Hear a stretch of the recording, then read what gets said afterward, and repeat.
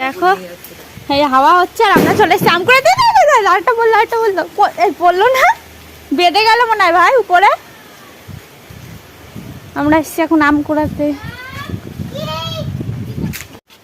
এই যে একটা কটা হলো রে, এই কটা হচ্ছে, বড় একটা ব্যাগ নিয়ে এসেছে।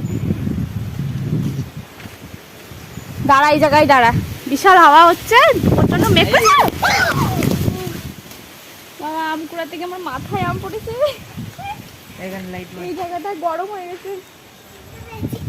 এই দেখো আম পড়েছে, বাবা আমার মাথায় আম পড়েছে রে, আমার মাথা ব্যথা খারাপ হয়ে গেল। এ ভাই এইগুলো নে, ব্যাগের মধ্যে নে নে। চলো, যে আমাদের আম কুড়ানো হয়ে গেছে। এবার দেখা কতগুলো আম হয়েছে। এই যে আরেকটু কুড়াতাম, এখন প্রচন্ড মেঘ ডাকছে, বৃষ্টি হবে, ওই জন্য আমরা বাড়ি যাচ্ছি।